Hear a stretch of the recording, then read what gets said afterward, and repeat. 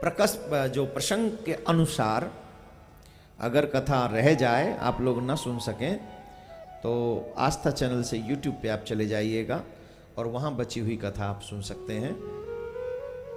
एक बार भगवान श्री कृष्ण के मन में ये भाव आया कि मुझे भी अपने पिताजी को, वसुदेव जी को ये बताना चाहिए कि सिर्फ आप मुझे बेटा ही मत मानो। भगवान श्री राम ने भी दशरथ जी को, राजा रावण के मरने के बाद दशरथ जी राम जी के पास में आए थे, तो पिताजी राम जी से मिलने आए लंका में। दशरथ जी जब रावण को मार दिया राम जी ने, तो सब देवता आए थे भगवान श्री राम की स्तुति करने, वंदना करने। उन्हीं देवताओं के बाद में दशरथ जी भी आए थे, और दशरथ जी पुत्र समझ के रो रहे थे। उनके मन में भाव था तमाम कि मेरा बेटा होने के बावजूद इन्होंने संस्कार नहीं किया, मेरे बेटे को इतना कष्ट उठाना पड़ा, रावण जैसे दुष्ट से पिता थे, तो बड़ा कष्ट हो रहा था। वो मन ही मन उदास हो रहे थे, रो रहे थे, क्योंकि हर एक पिता चाहता, अपने पुत्र को कौन दुखी देखना चाहता है। तो जब दशरथ जी रो रहे थे, तो भगवान श्री राम ने समझा कि जब तक ये मुझे अपना पुत्र समझते रहेंगे तब तक ये दुखी रहेंगे। तो भगवान श्री राम ने क्या किया, चितई पितई दीनेउ दृढ़ ज्ञान, आंखों ही, क्योंकि अब मर्यादा नहीं कहती कि बेटा बाप को उपदेश करे, मर्यादा का भी पालन करना है। तो राम जी ने आंखों ही आंखों में अपने पिताजी को उपदेश दिया। बोले क्या उपदेश दिया? भगवान श्री राम ने कहा कि आप सिर्फ मुझे बेटा ही मत समझो, बेटा तो आपका वरदान पूरा करने के लिए बना हूं। आप याद करिए जब आपने मेरी तपस्या करी थी और आपने वरदान मांगा था महाराज मनु के रूप में कि आप जैसा पुत्र मुझे मिले, तब मैंने कहा था मैं ही आपका पुत्र आकर बनूंगा। तो वो मैं ही हूं, मैं सिर्फ पुत्र नहीं हूं आपका। उसके बाद अब तक तो राम जी प्रणाम कर रहे थे दशरथ जी को, अब दशरथ जी प्रणाम कर रहे हैं राम जी को, और बार बार प्रणाम करके दशरथ गए हर्ष सुर धाम, अब हर्ष के साथ गए। बताओ भाई, बेटे को छोड़ना, संसार को छोड़ने में खुशी होगी कभी? लेकिन प्रसन्नता के साथ गए। क्यों गए? क्योंकि अब उन्हें पता चल गया कि राम सिर्फ मेरा पुत्र नहीं है, राम तो अखिल ब्रह्मांड नायक है, इसलिए प्रसन्न हो गए। तो वही ज्ञान दशरथ जी को दिया था, अब वही ज्ञान की समय आ गई वसुदेव जी को, क्योंकि अभी तक ये सिर्फ पुत्र ही समझ रहे हैं। तो देवर्षि नारद, क्योंकि भगवान का मन है, वसुदेव जी के पास में आए, और नारद जी जब आए तो वसुदेव जी ने प्रणाम करके पूछा, कुछ प्रश्न पूछे। प्रश्न यही कि जीव का कल्याण कैसे हो, मानव जीवन मिल जाए तो कल्याण कैसे हो।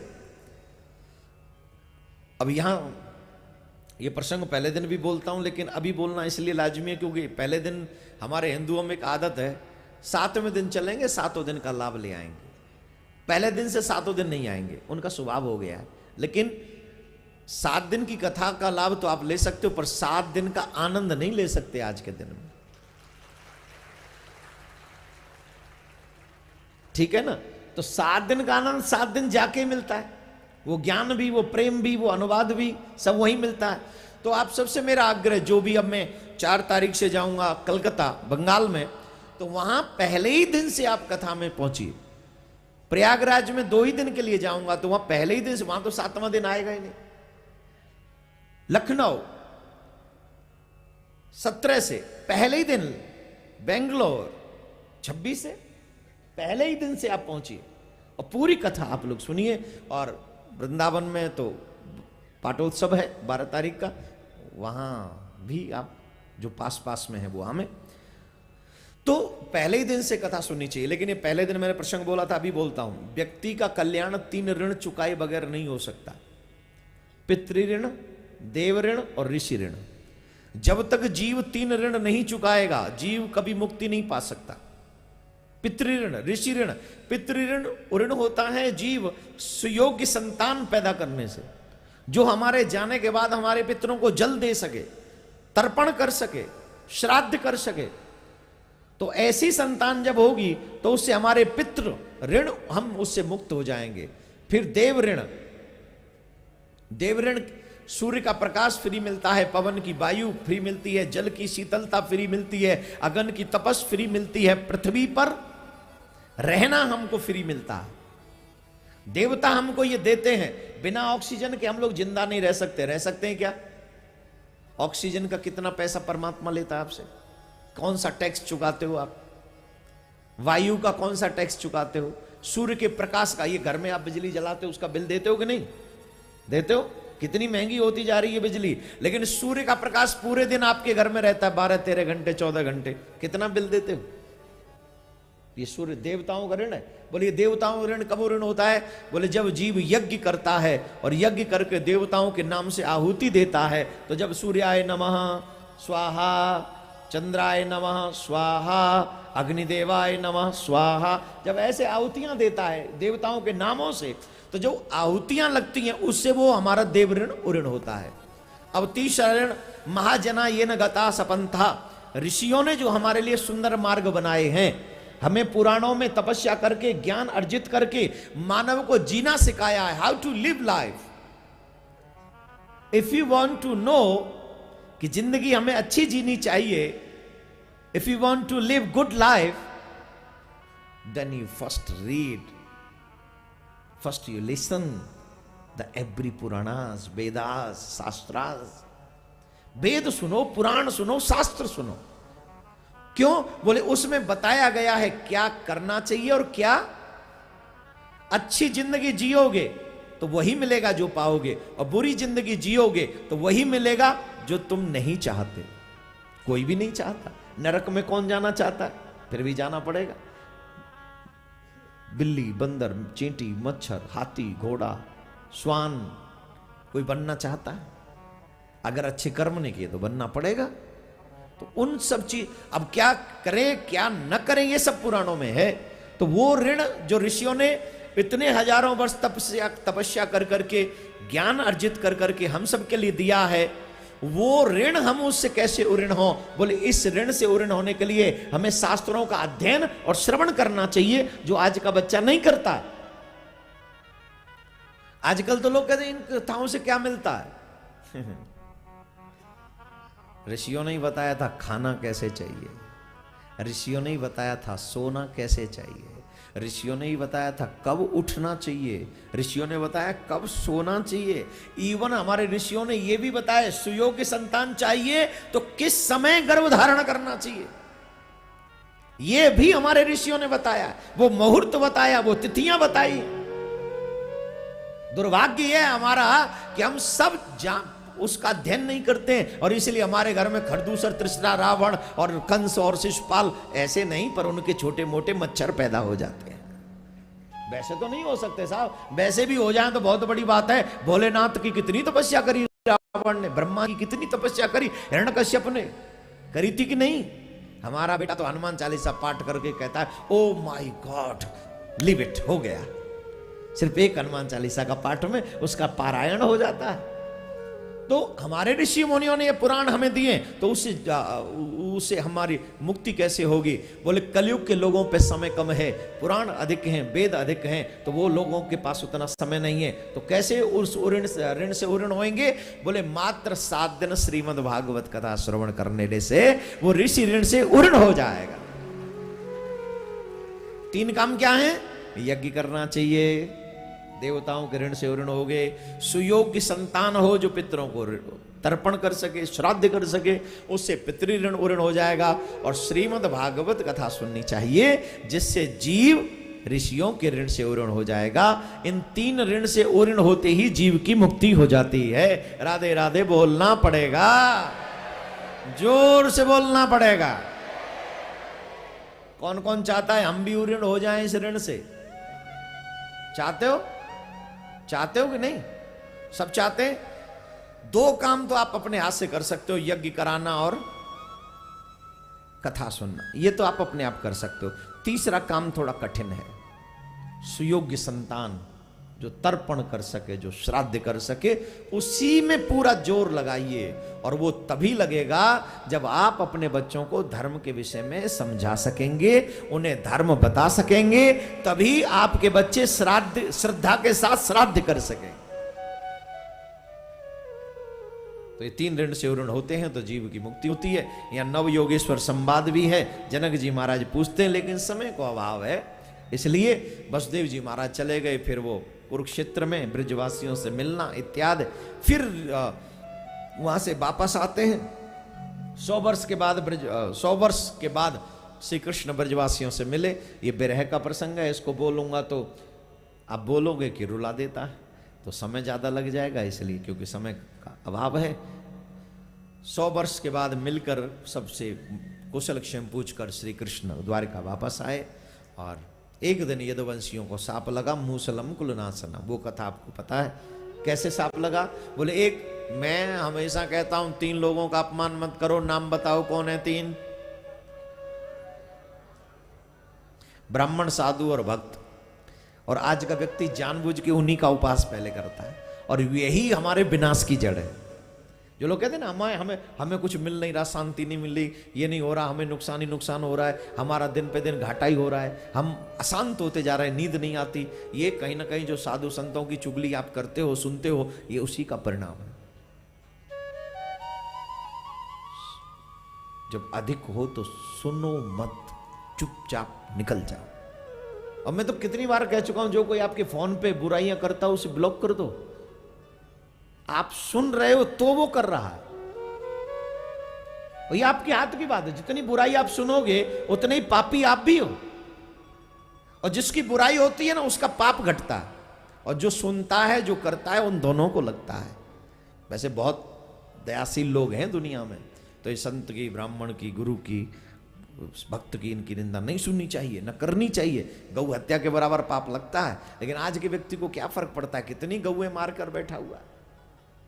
हाँ, मुझे बताया था गौ के ऊपर कुछ बोलना, कल बताऊंगा। आज समय का अभाव है क्योंकि प्रसंग वो बड़ा है, गौ हत्या और ये सब। एक कुछ पाप ऐसे हैं जो जघन्य पाप है, वज्र पाप है, उनका प्राश्चित क्या है वो हम कल बताएंगे, आज टाइम नहीं है, आज अभाव है समय का। तो यदुवंशी एक बालक को साड़ी पहनाकर लेकर गए बच्चे संतों के पास। कहा महाराज ये गर्भवती स्त्री है, कृपा करके बताओ इसे पुत्र होगा पुत्री? तो ऋषि तो त्रिकालदर्शी थे, एक से एक बड़ा प्रकांड विद्वान संत थे वहां पर। उन्होंने कहा दुष्टो, तुम संतों का मजाक उड़ाते हो, भगवान के परिवार में जन्म लेकर भी तुम इतनी घृणित कार्य करते हो, जाओ हम तुम्हें शाप देते हैं, इससे तुम्हारे कुल का नाश करने वाला मूसल पैदा होगा। और महाराज उसने साड़ी हटाई तो मूसल निकला। अब तो डर गया, उसे पीसा और पीस के सागर में बहाया, चूरा सागर में बह गया, लेकिन इतनी सी कील बची थी उसे भी सागर में फेंक दिया। तो चूरा बहकर लहरों के सहारे आ गया, उससे एल का नाम की घास बन गई, कील को मछली ने निकल लिया। मछली को शिकारी ने तीर के आगे लगा।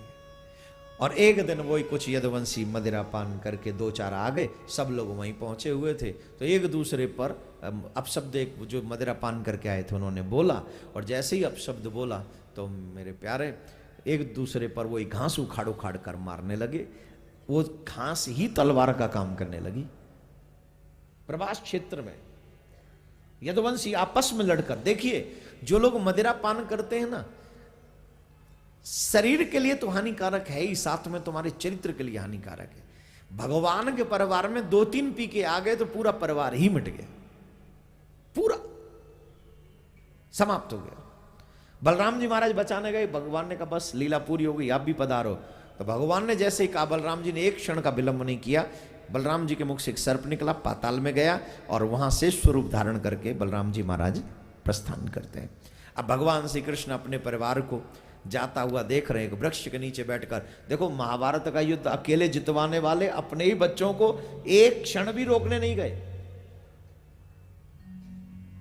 ये देखिए भगवान के न्याय की भाषा क्या है, भगवान किस तरीके से न्याय करता है। महाभारत के युद्ध में 5 पांडवों में से एक को नहीं मरने दिया, एक को भी नहीं, और यहां एक बच्चे को नहीं बचाया, अपने बच्चों को एक को भी नहीं बचाया। क्यों? बोले जो अपमान करे साधु का, जो अपमान करे ब्राह्मण का, भगवान कहते हैं चाहे मेरा कितना ही वो मेरे निकट का क्यों ना हो, मैं उसे नहीं बचाता, उसे जाना ही पड़ेगा। ये प्रमाण दिया भगवान ने। जो रात दिन लगे रहते हैं एक दूसरे की उल्टी सीधी, चुगली तो किसी की भी नहीं करनी चाहिए, बुराई तो दुश्मन की भी मत करो, उसकी भी बड़ाई करो, जैसे तुम्हारे पुण्य बढ़े। चुगली कर पाप, दुश्मन की बुराई करोगे तो तुम्हारे पाप बढ़ेंगे, उसके पाप घट जाएंगे। तो एक तरीके से आप भलाई करते हो अपने दुश्मन की बुराई करके, उसके पाप घट जाते हैं, आपके पाप बढ़ जाते हैं। तो भगवान अपने चरण पे चरण रखकर विराजमान थे, सोच रहे थे, उतने में वो शिकारी आया और तीर चला दिया। भगवान के चरण को मृग का मुख समझे बैठा था, जैसे ही तीर लगा भगवान भी अपनी लीला पूरी। अब बहुत से लोग कहते हैं वो भगवान कैसे जो शिकारी के तीर से चले गए। भगवान ने मृत्यु को कहा था कि तुम ऐसे सीधे नहीं जाओगी, तुम्हें कोई ना कोई बहाना लगेगा तभी तुम जाओगे। तो भगवान ने अपने ऊपर भी ये कहा कि जब मैं लीला पूरी कर रहा हूं तो कैसे जाऊं, मेरी भी लीला पूरी हो रही है तो मैं जाऊं कैसे। तो बहाना बनवाया किसका, शिकारी का।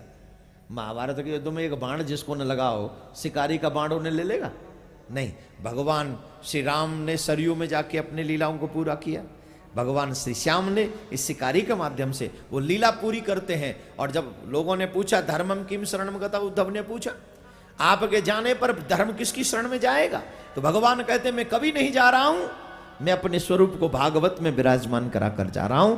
जो भी जीव भागवत की शरण में आकर बैठेगा, इसका मतलब है वो मेरी ही शरण में आएगा, और जो मांगेगा उसे वो प्राप्त होगा, जो मांगेगा उसे वो प्राप्त होगा। तो ऐसे भगवान कलयुग का वर्णन करते और तमाम कथाएं ऐसी आती हैं।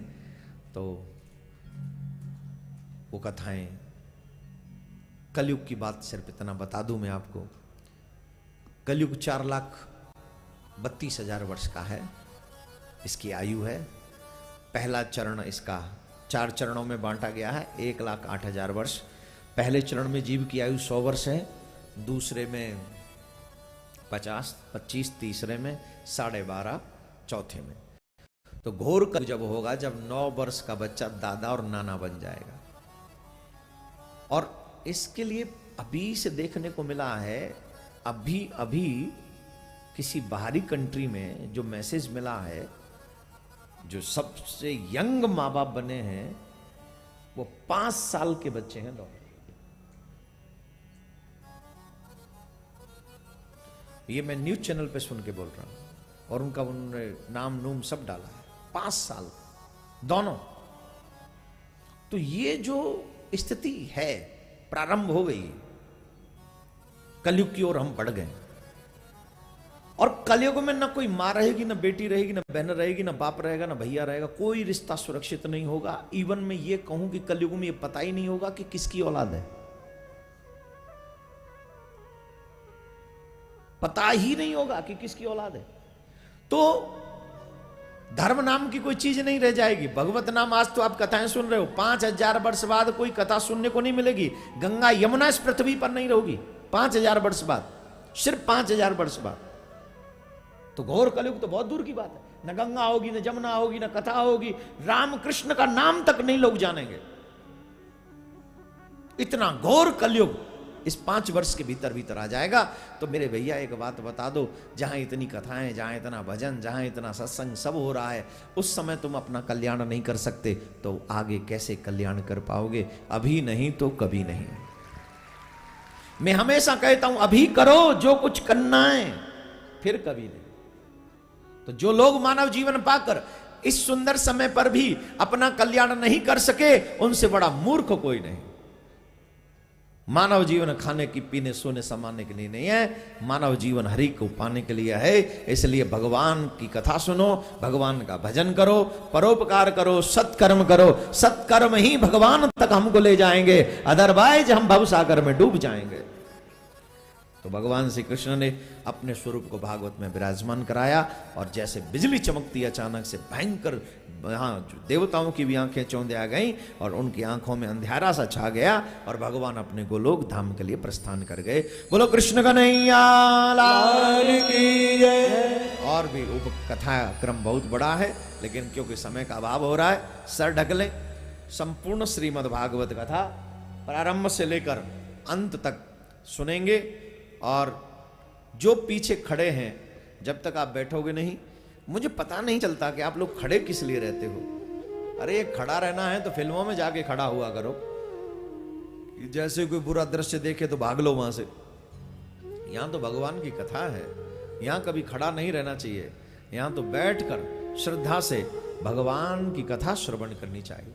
तो सभी लोग सर ढक लें, भागवत का प्रथम श्लोक सभी उच्चारण करेंगे विराजमान होकर।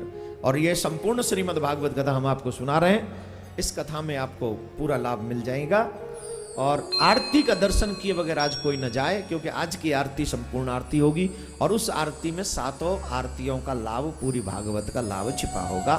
और एक बात अभी बता दूं, जैसे कोई मेहमान हमारे घर में आते हैं तो हम उन्हें विदा करने एयरपोर्ट, रेलवे स्टेशन और घर के बाहर गाड़ी जब तक चली न जाए तब तक खड़े रहते हैं।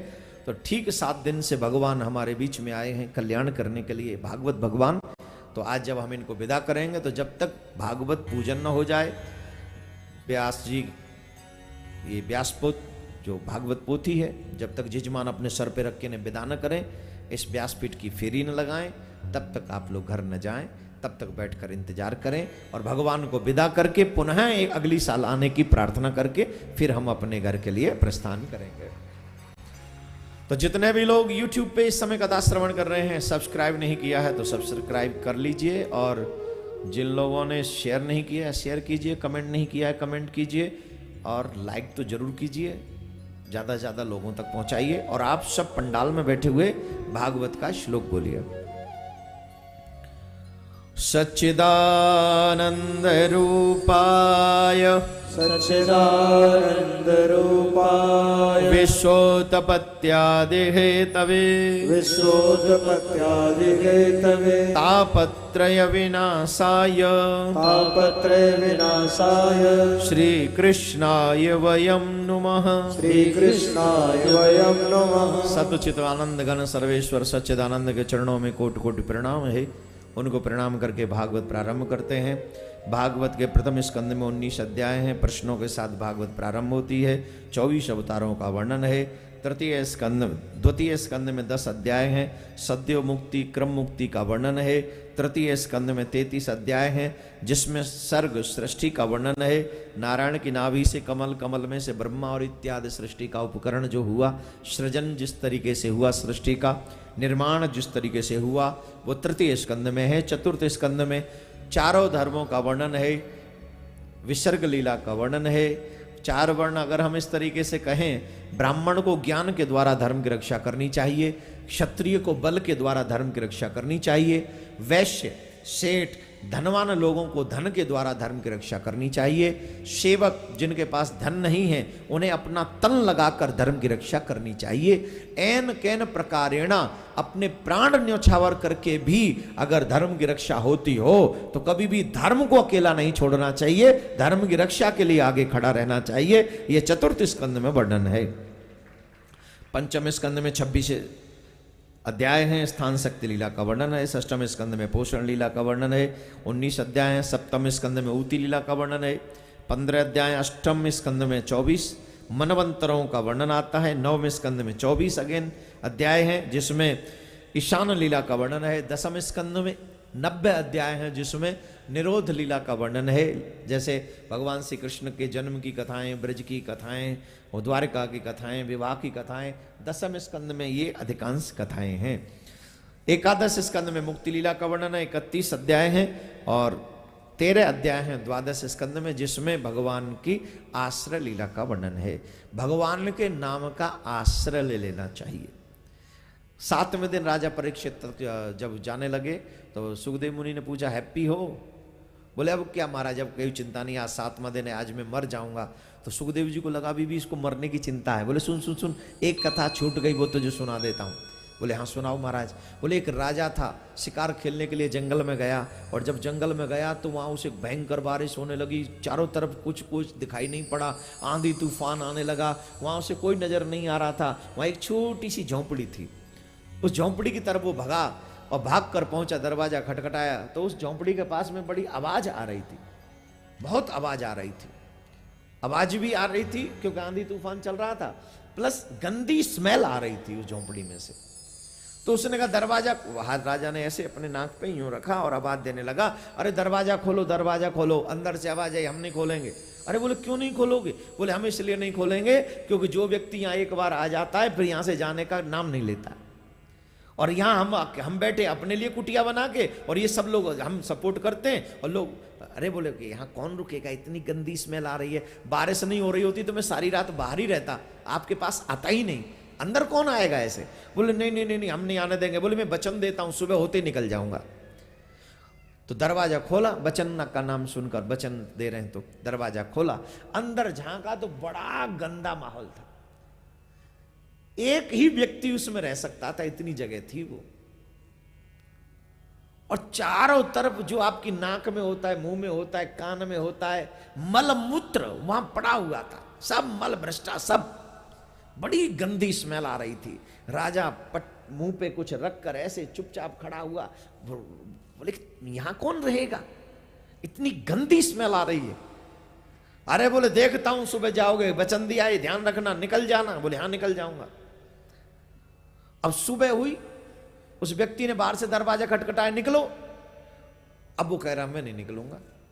अरे बोले पागल हो गए हो, तुमने वचन दिया था। बोले मुझे नहीं पता क्या वचन मैं सब भूल गया, मुझे कोई वचन याद नहीं। अरे तुम झूठ बोल रहे हो, तुमको निकलना चाहिए। तो राजा परीक्षित को सुखदेव जी पूछते हैं, बताओ राजा, उस राजा ने अच्छा किया, अपना वचन झूठा कर दिया? बोले नहीं भगवान, पर वो राजा, ऐसा दुष्ट राजा कौन है, वचन भी झूठा किया और ऐसी गंदी जगह पे रुकना चाह रहा था, वहां मल मूत्र और ये सब गंद वहां है, वहां कौन रुक रहा है? बोले तू ही तो है। बोले मैं? बोले हाँ। कैसे महाराज? बोले तेरे शरीर में क्या है, तेरी नाक में क्या है, तेरी आंख में क्या है, तेरे कान में क्या है, तेरे मुंह में क्या है, तेरे पेट में क्या है, वही सारा गंध तो है। इसमें आके भगवान ने कुछ समय के लिए तुझे मौका दिया था और तू जम के बैठ गया, तू जाने का नाम नहीं लेना चाहता। अब जाने के बार भी आ गई तो टेंशन ले रहा है कि अब तो चला ही जाऊंगा। क्यों? अरे ये तो क्या है, ऊपर का ही हटा दो, थोड़ा सा ये प्लास्टर, ऊपर का प्लास्टर हटा दो जो कलर कर दिया भगवान ने, इसके बाद ऊपर का हटा के फिर दुनिया में जाओ, किसी को लव यू बोलो। अगर कोई बदले में लव यू बोल जाए तो मैं तो अपना नाम बदल लूं। हटा ऊपर का ये कलर हटाइए, बस कोई कहेगा तुमसे लव यू।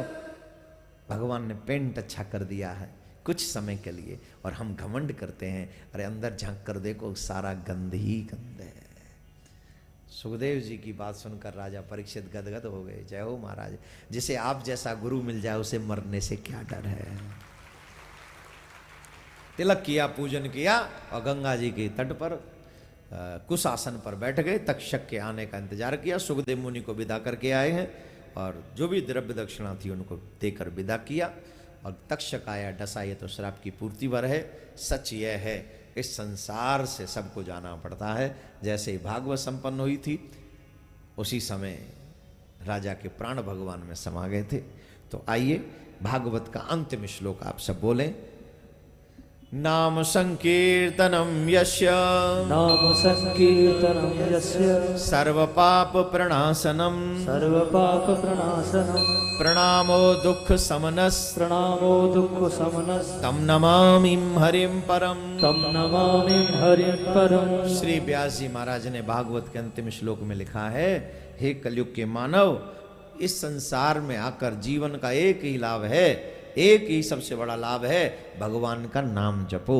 भगवान की नाव की नैया बना लोगे तो भव सागर से पार हो जाओगे, और इस नैया में नहीं बैठे तो कोई तुम्हें पार उतारने वाला नहीं, डूब जाओ। तो मेरे भाई बहन, हमें डूबना है या पार होना है, ये हमें डिसाइड करना है।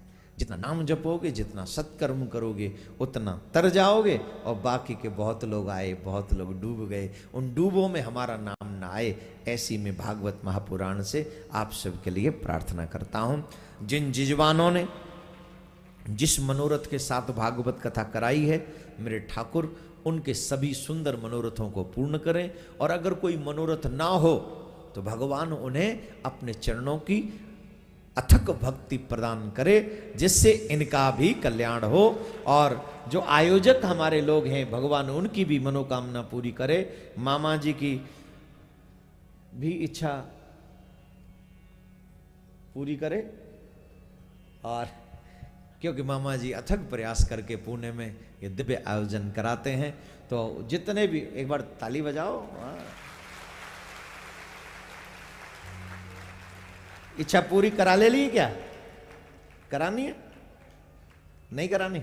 एक इच्छा है, ठाकुर के चरणों में रति हो जाए, यही सबसे बड़ी इच्छा है।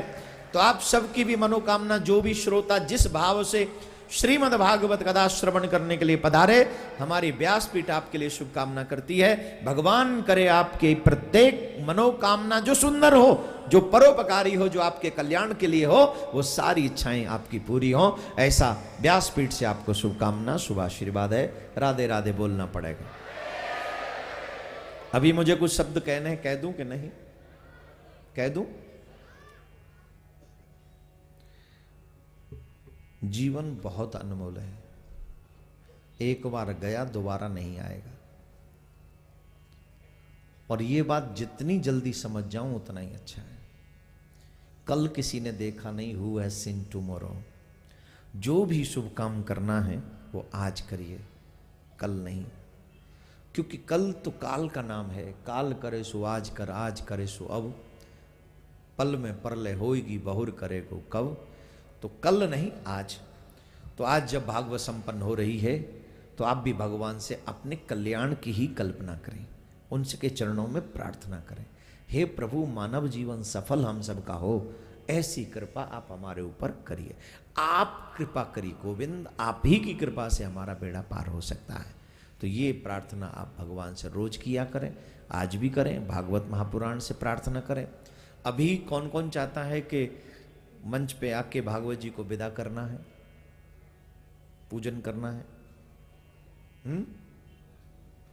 कौन कौन चाहते हैं? देखिए आपको बताएं, ये जब भागवत जी का पूजन होता है ना, व्यास जी का पूजन होता है, विदाई होती है, तो ये सारा धन व्यास जी का होता है जो कथा सुनाते हैं। होता है कि नहीं?